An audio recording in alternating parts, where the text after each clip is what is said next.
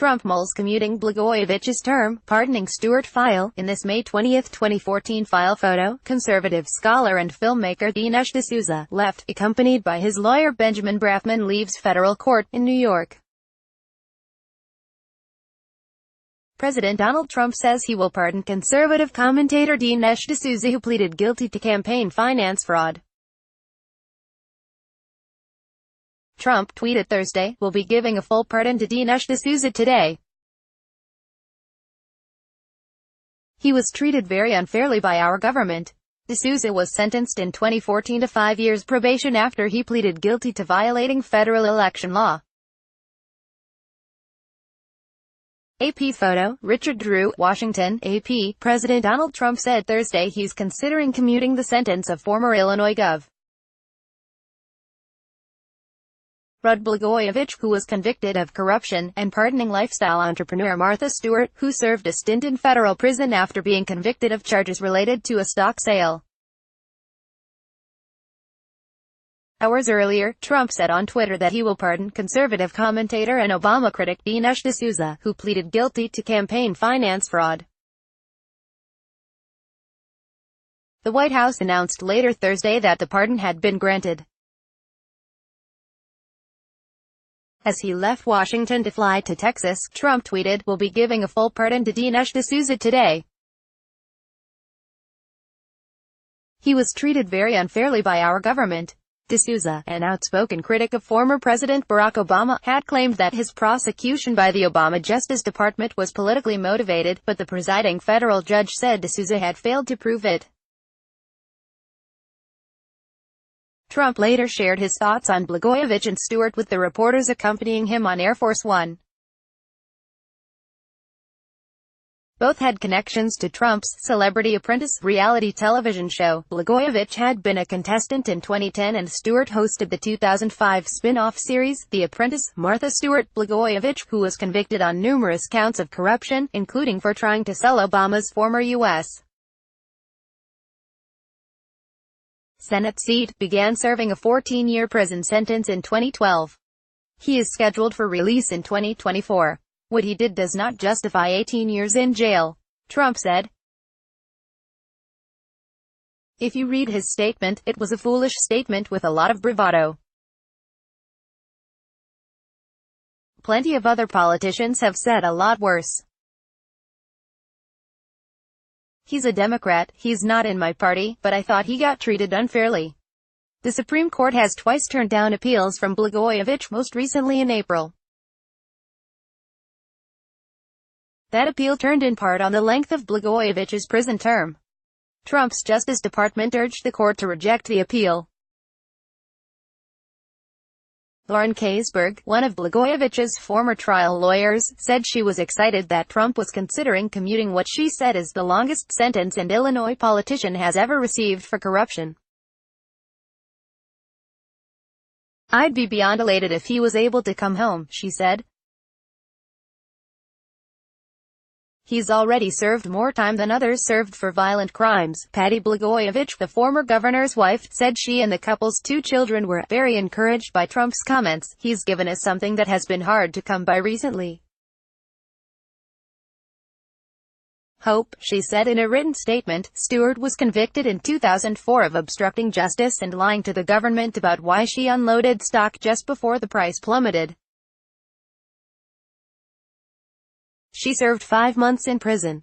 Her representatives did not immediately respond to a request for comment. "I think to a certain extent Martha Stewart was harshly and unfairly treated. She used to be my biggest fan in the world," Trump said. The federal prosecutor who oversaw Stewart's case in New York was James Comey, one of Trump's principal antagonists and the man he fired as FBI director last year. The prosecutor who led the case against Blagojevich in Chicago was Patrick Fitzgerald, a Comey friend who is also his lawyer. Fitzgerald was also the special counsel leading the case against I. Louis Scooter Libby, the Bush administration official pardoned by Trump last month. Trump told reporters Thursday that no one asked him to pardon D'Souza, whose case had become a cause in conservative circles. Trump said he only knew D'Souza from TV and reading his works. He said he telephoned D'Souza on Wednesday night. "I've always felt he was very unfairly treated," he said, adding that D'Souza should have just been given a quick minor fine. "What they did to him was horrible." D'Souza thanked those who urged Trump to pardon him, and took a swipe at Preet Bharara, the U.S. attorney who prosecuted him. "My heartfelt thanks to those who prayed for me, supported me."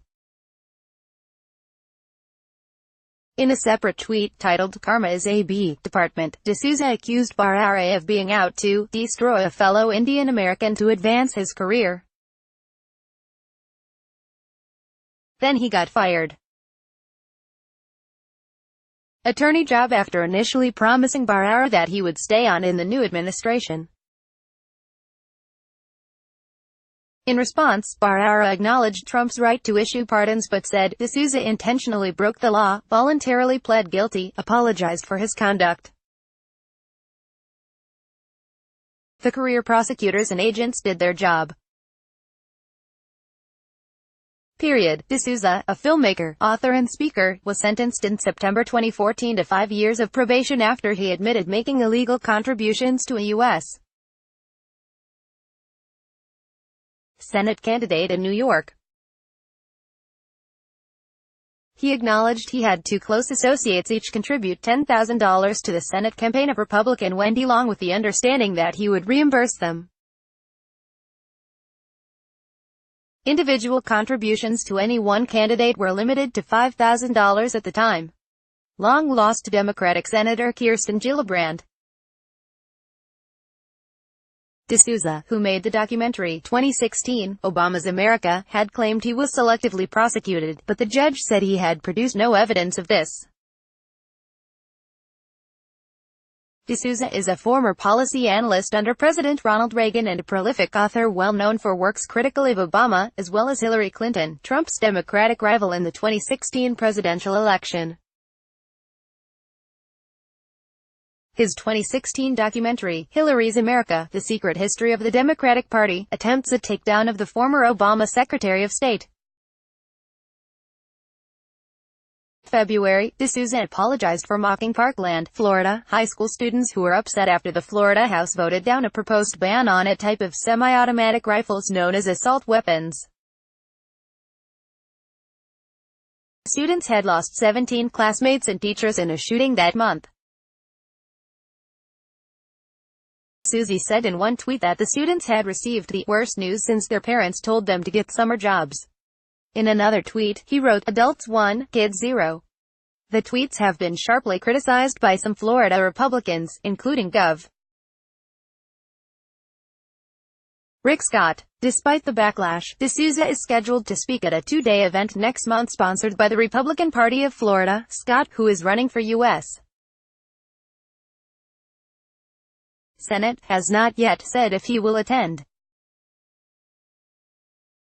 Lemire reported from Houston. Associated Press writers Gary Fineout in Tallahassee, Florida, and Michael Tarm in Chicago contributed to this report. Follow Darlene Superville on Twitter, http://www.twitter.com/DeSuperville. Copyright 2018 The Associated Press. All rights reserved. This material may not be published, broadcast, written or redistributed. Advertiser content.